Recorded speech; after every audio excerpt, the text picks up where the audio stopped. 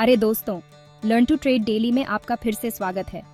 मैं हूं आपकी अपनी रिकेंज और आज हम इंडियन स्टॉक मार्केट के उतार चढ़ाव भरे सफर में डाइव मारने वाले हैं, वो भी 2024 में।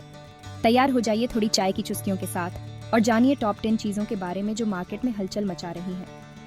अपनी कुर्सी की पेटी बांध लीजिए क्योंकि अब हम सब कुछ मोस्टली सेम स्टाइल में समझने वाले हैं और आपको वो ज्ञान देने वाले हैं जिससे आप मार्केट में किसी प्रो की तरह ट्रेड कर पाएंगे।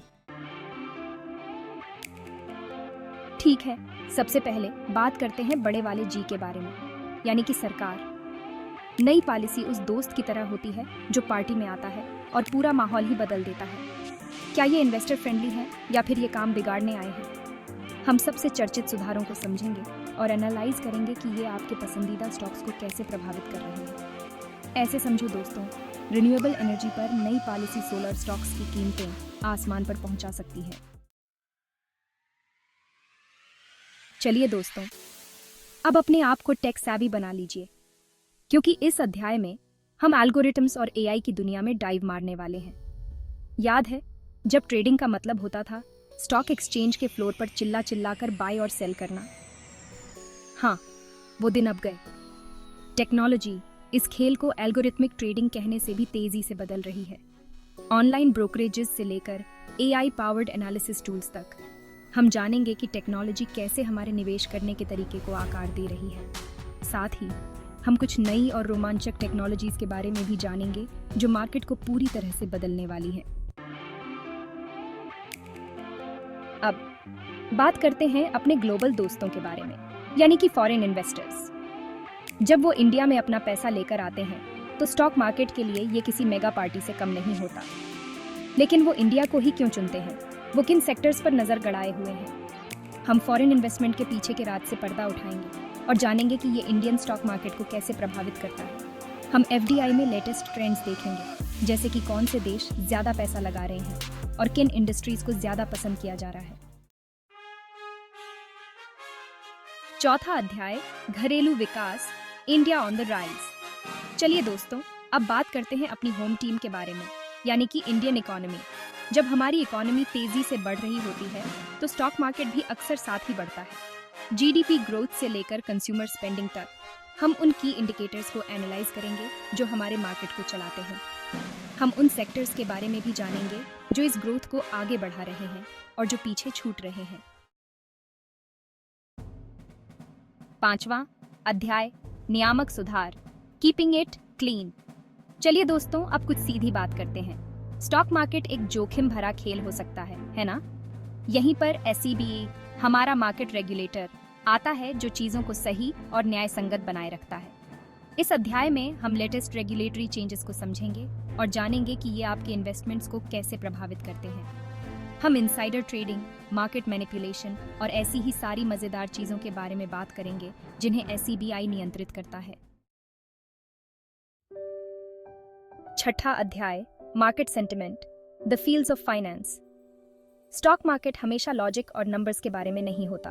कभी कभी ये सिर्फ भावनाओं का खेल होता है। मार्केट सेंटिमेंट यानी इन्वेस्टर्स का ओवरऑल मूड मार्केट को बना या बिगाड़ सकता है।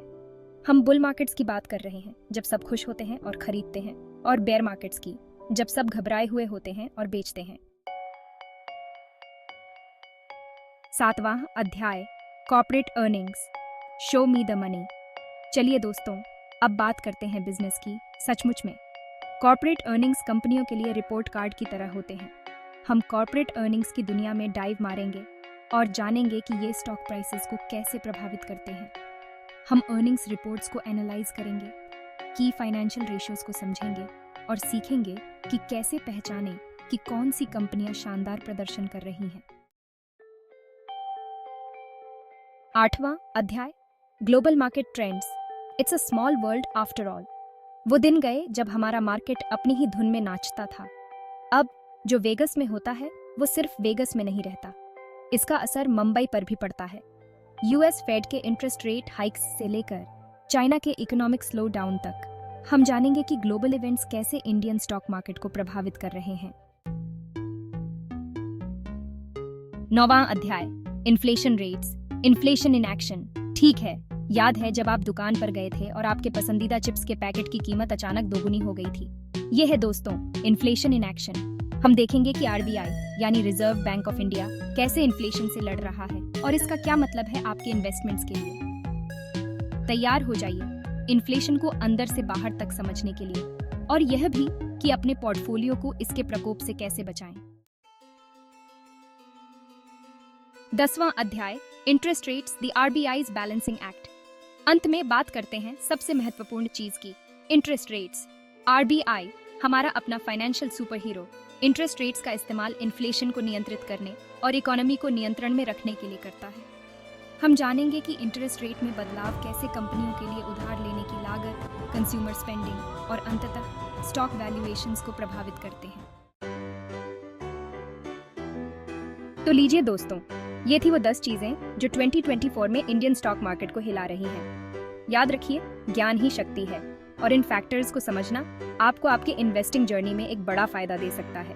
तो जाओ, अपनी रिसर्च करो और समझदारी से इन्वेस्ट करो।